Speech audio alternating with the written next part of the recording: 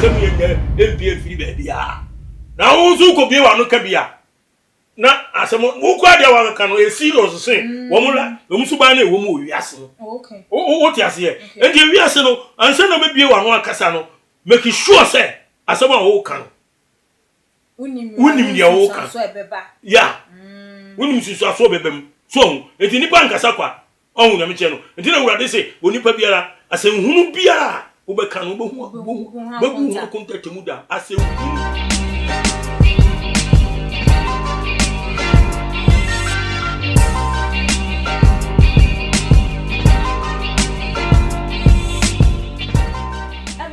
for any adofono mema obibia akwaba ede eba too much GHS so na jumedi amanigu so amunhwe Ghana wahala jumedi na munua ba epia sikapa enenen so minimo edi ehia mejima say dia amomunim se ensem na hye se dodo na ena ba beto apono so ayebe pensem mu apene nyina ne poma sibre na ye na nsentem media hye se wonam social media up till now kwa wonam social media ni nyina Tracy Boache ene Misball woman sensem na woman tokwa woman so no der social media woman gu woman hu fi up till now Misball de ase ni din akwa dakaka na so Tracy DM da no enkrofo ne konso a enie amenumu Gloria Kanimo wo jam ne wo mo mekeka ho na Brown mu nyina ache so wo mo de wo manom atumu actors dodo na aba bekasa ede afa ehum na se de ensem no koye na afa ye mampanyi dada former president John Dramani Mahama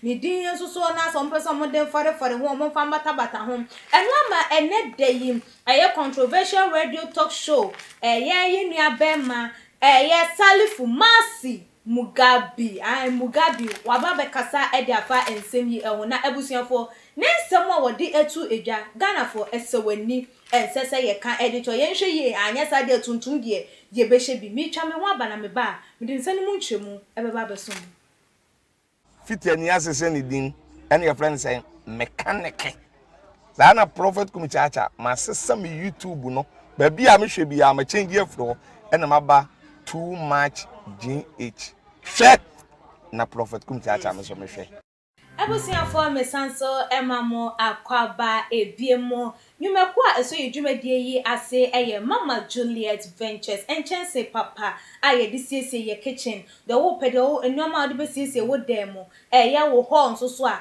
ene frɛ Mama Juliet na ene ne endi kasubo mu na ebiemo so wo penechi akwan wo pese wa na wo mbra na wo memehwehwɛ nyoma ni na wo nyi de wanka se da wakoma so de a ene wo behu na chi akwan ewo eye Abeka La Paz na ebiemo nso so wasi wodan awie wo penchense roofing papa ede abowo dan so ama edan bi si wa ya kase abrante yi ababa wei wa bobra ne dan krampo kasa ede mano dia ene ko neat roofings one more na ebodan so ma hu se edan enie na wo pe eye ahwehwe ho nyoma se wo de ye wo sliding door se eye window office dia na wo hwehwe se eye demo dia se wo pe se wo tina hwehwe demo nkuto nku ade a ene ko Winners Aluminium Limited wo mo be ye ama no aye fe na wanka se wo be di ho adanse fa wo mo number na ene wo mo entwetwen enkomo na abusiafo ene de me guest Apostle Ajiman Prempe adodo nanim say God's Watchman asafo wada no the Bible Church of God Seventh Day ewo enkran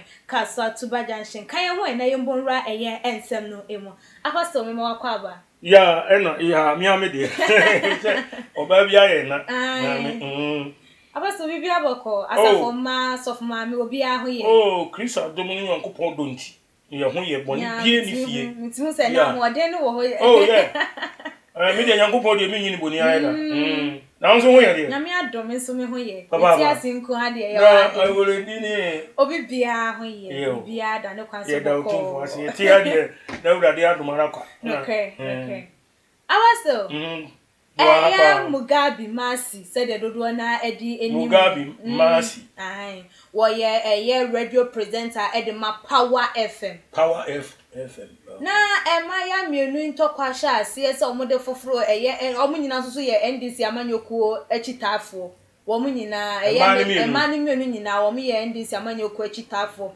a chese omotai ye edonkume wo ma hyebedu afie achi yie pam a womu dodo na hu womu so ne mampanyi dada former president John Dramani Mahama twitwa mfonyi a chese omiya no obia ne na twamfonyi okay na ensensem no ba ye no na asem ebi ba ko ba bonte wo se ya ne memfa mampanyi din bem na mebu no na sei na sei enti ekoko for mampanyi hu ne ma ne yire lodi na kwade na no tunse no mu be kan bi se ne kunu no obu ne ho enti mo mfa wo masem meme foforo no na ene de Mugabe nsoso se watinsem we nsoso ye NDC ni wa ba na wa ba betinsem we na wo ka bia Mugabe ni ye NDC ono so ye NDC ni na wo ka bia nensem odi tu dwa say you are warning us, you these girls, this is your last time, foolish girls. I would deal with you. We would make sure you die if you have started having sex. Don't come and worry us. There, I'm actually gonna force you cramponi. Yes, we will make sure you die. And when I gonna for person who say, we know, ejina homa wono ene wine. Na apostle answer crampono. Yeah.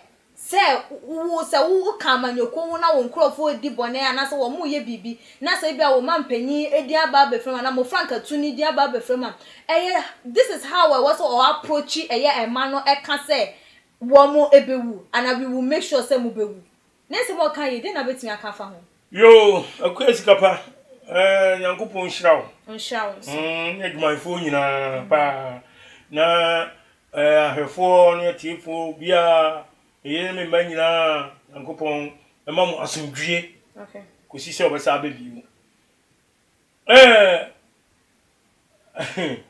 ya na sembi ho no a woti akra na asiafem say we will make sure that you die chese warrior tazo make sure we will that make sure you will die Onipa presenter na kasa. Talk. Kasa. Can be easy at any time. Okay. So, kasa we. So one hunu kasa ya. Edo be ko oha mu. Okay. Uka NDC prophet be so shiwi am kana Japan mo e ko chi o kasa. O ni nsam no kan. O se e ko fa nsem be o ko wie prison. No kre. Wangodem. Okodem. Enye bibia o nanum kasa ntira. Enti kasa ye ka no. E de ye ko ha mu. Okay. E de ye ko nhyiam. Okay. E de ye ko no mi mu. Okay. On Matthew chapter 12 36 and 37. Awurade Yesu wo se asenhunu biara onipa abeka no ubobu hu akonta temu da. Okay. Na wonsam so e no nam bebu bem. Na wonsam so e no nam bebu fo. Papa Yesu na aka. Unze obu won mu a ni case ba ne kodi court. Obi wa na sem kranka de wo but wo hunu kasa. Etini e de na kotum. Okay. Obi won so onum kasa na e de gyan. So, amai omakokuru nyaman. Adwamamofo. Ana meboa. Omo twempra. Enti party na omo mu no. Omo nyina party. O se NDC meboa. But so we just say oba no emma no de we make sure say omo ebewu simply because omo tete mu enye empra twen adwamamo won asem ya e ba ye ya uku omo sen on kan tete no before Moses so okay Leviticus Exodus 22:28 na Yakobo hemra se obi a ose awade na obodwuma no yensi na bo na yenku no oti ase samra no ni ade ni nyina no na oho se nka obi ebodwoman otwempra oye sade gu ehufin a yetumi ku no ene no Kristo bae no Onyankopɔ yi samra no fi ho woni mi se ayi enti New Testament oba bi okobodwoman so what no wasem no krema na Israel woni chi no ko Yesu ani obi akuta no boa you ready gina ho no mu san say awurade oba we yakwachire dwamamo mpe John chapter 8 1 to 11 no asam no yakoto no pe na yakoye no bema no de odwane say bema de odi baba yi firim eti oba no mo de no koye eno mbo amane say oba we yakwachire no wa ogusu bodwaman no ai Mose tamo no wo shemra no say obi obodwaman no yensi na bo nkunu na Kristo ga job say ai na ombusa se na wo se say no obi Yesu wa no jawdi no sin kakra ono nim de oye faja ni ti no no se mu de bone ni no ontobo ema oba no nkunu no sa esi ni trase faja ni tina ke so aja che faja ni trase o mu nyina obi afan we adentra bone wo bi emu gina o adwuma nkwa na e bone kro no nkwa na e bone bone engu ahodo hono so wotene wasase si onyankopon obi anu hono 100% obi anye 100% so enti oso ye obusa ni se nkofo na yesi ye do ba ni wo hin wo se omu nyina akọ no so omu amufo wo si da bi no se ne eme so mi mufo na emu nkọ na nkoye bone bi wo di ase enti ama no mu badwama no anka presenter no ya o se friends ekura Mugabe sa presenter no awo se woni ma ne kasa no tu wo mufo okay sebe mprebia se oye obi o nim nyansa okay because o party member yo mo ye na good party no hu fi ebeti o mo hwe ebeti o mo vote so ana hu ni amechere edi ozo pe vote o pe ni ba bebre edi esenka o to no bo ase kasa yi na penfo ni ma ya no ye den e kasa no so o kasa abonten so anase say no o ka nyansasem e ri kire Ghana fo na ayi obi ahu se o nipa de wakan wakasa yi so ye nyina nipa o obi awadwin won tirimo ana hu nya me kire no enti hono de wankasa yi kura se de o ma ye ni nti adwama mo bo a o mo ko o mo hu nti we ni we ku mo anu ntokwa no mo ko nyesa egu o mo hu fi egu o mo ni mo ase egu Ghana nyina ni animu ase egu ehu fi so enye edino say akoba ni say wona wo say we den wo kan sem papa bi e che o man Ghana fo ni guest ni nyina no mu jasa bi de omo ye no di gu o man hu fi so no ni kan say o kan say ye be make sure say mu be wu na bayi president kura betuma kan say mu wi ache obi say wono otumi wo man mu say otumi ekum nipa no wono kura betumi aka say asemi onye because nipa kum enye easy to take human life enye easy na obi wono kase obi take obi life of bring someone are you an angel are you God obi no otumi kase asem so me jiwe nkwa every ni sem Jesus onyankopon ko a tina mu say is he God abaso na o kase nka bi anko no mpo obeto nsa de afra wo mpo na bi obeka bibi de chemo na Ghana fo de na omususu se nka wanfa na no antum kura anka eye eno susu de na betimi aka fa ho me koi ma nya bi eni man ko hobi kura de o he na ye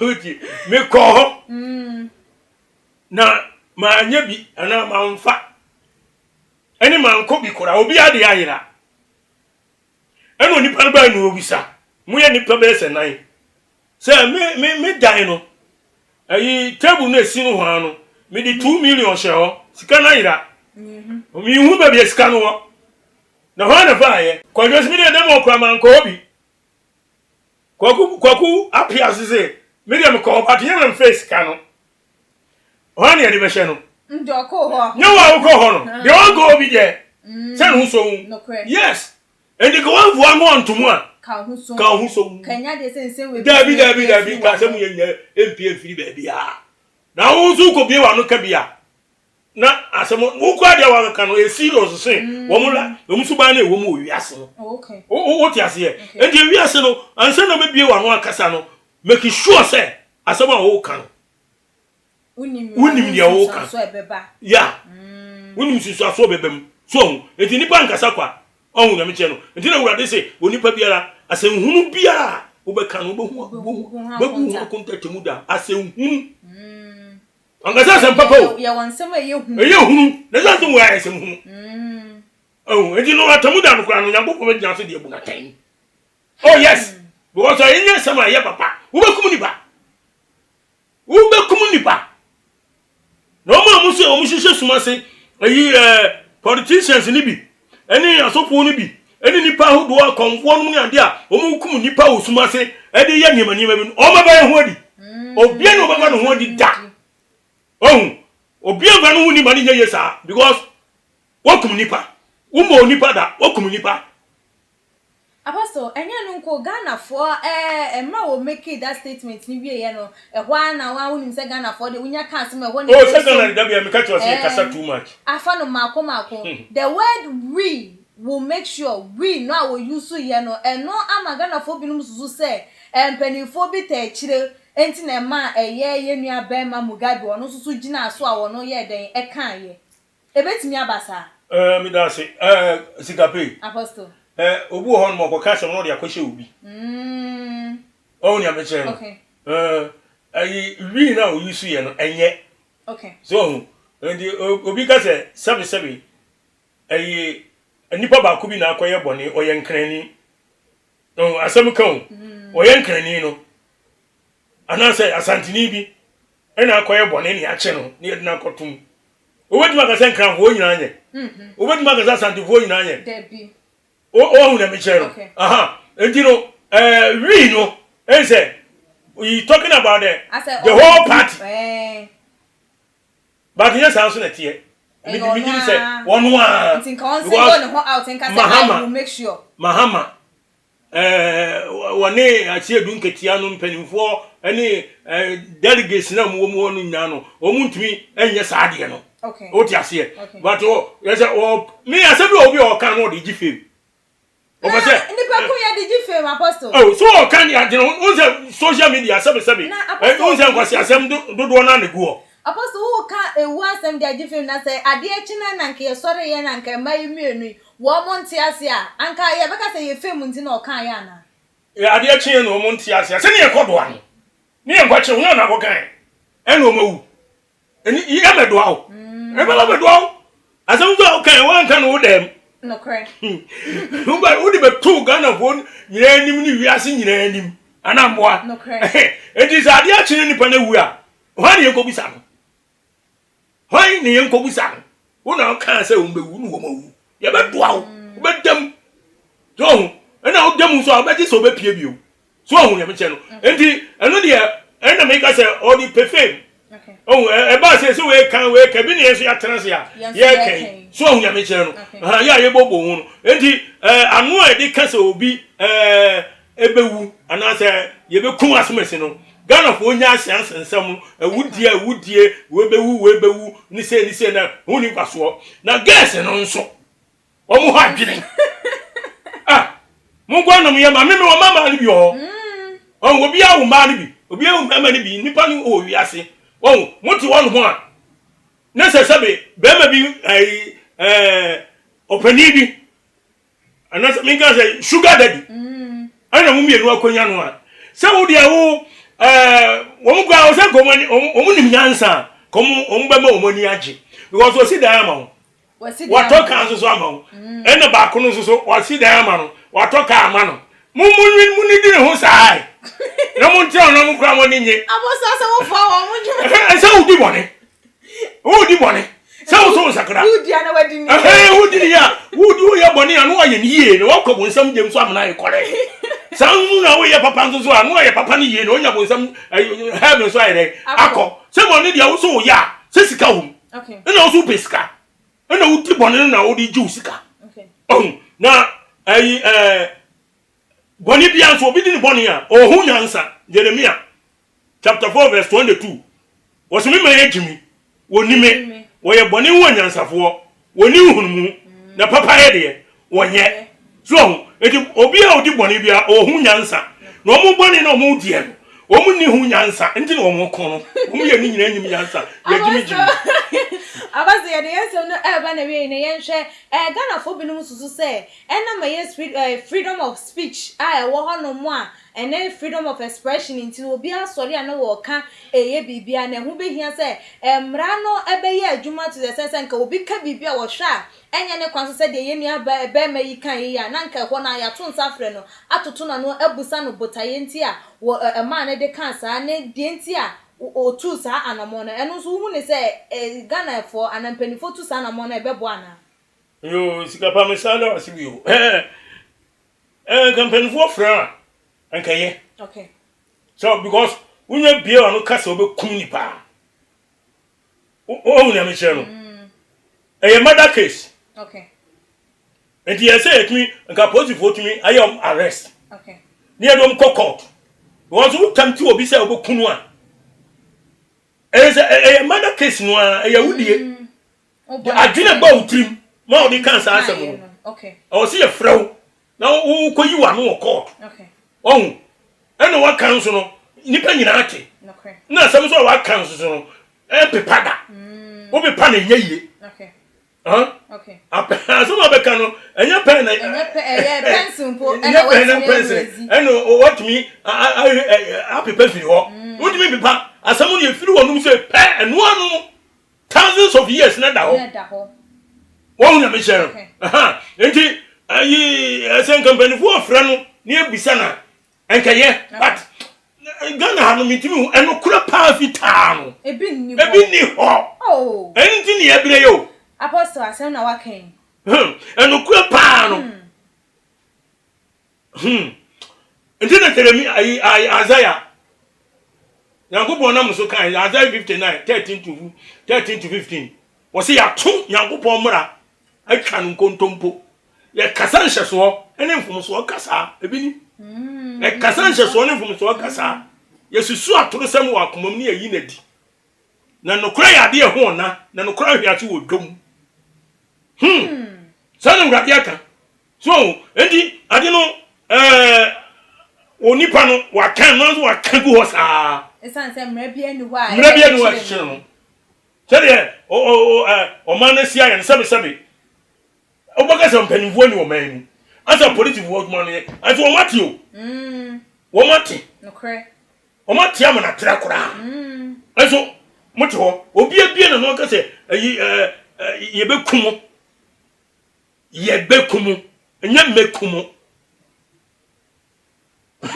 o tata oni nkrofo bi na apna ne ato o se mbo yes ade no ade na police wo mti ho sabi IGP pani una o hwe na yiso obi aka sam sei nti IGP misraw sorry for nesi bom ko chiri ni pa no na process no pan court okay we dey do court awo wie oduma na aban amradim vo no so yeden entoto na no ne yom nka sam na asumdwem na na tegana no ye sanke ye de mra pa na ye adwuma ka ye mre sei ko bia ntimi nka sam hunu enya bibia ese fata wo Ghana man abaso for final words to Jana ebiem so the telephone number ka ho amaye enti Mr.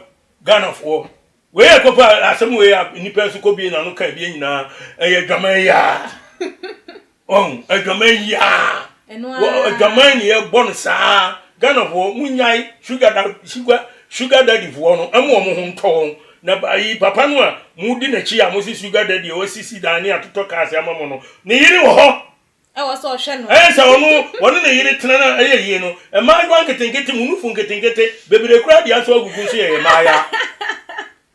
Yes.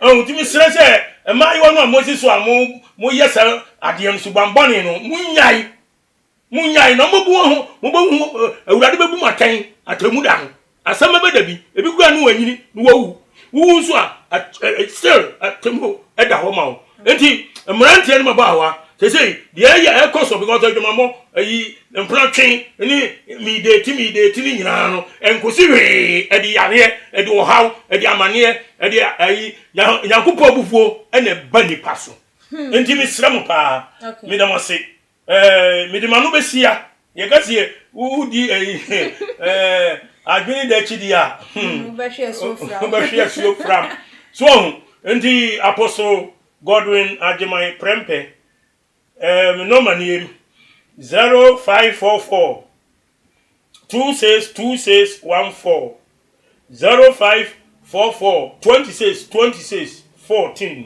020 7020011 020 7020011 onyankopo tweri ampon yedana se nso yedama se bebre se monya bre ahwe ye tie de aka na mi hiramu o Yesu Kristo di mu amen amen ebusiafo said the uncle no koye no once wadwen trefa ho eyesen fabra e wo tuma GH your comment section once subscribe to your channel na wo hwere ade bebre subscribe na mia adoma no said nya upload video bia once wetimi anya notification e wo phone no tablet and our laptop so na once wetimi de wadwen no atujade ama wetimi so follow yen wo your IG page @tumagh_ me medi dwumadi ho chia me din ene ekwesi kapa Apostle Ajimai Prempe e no so din na no disem etu ejana aha na edibesi desene yebesane hia makram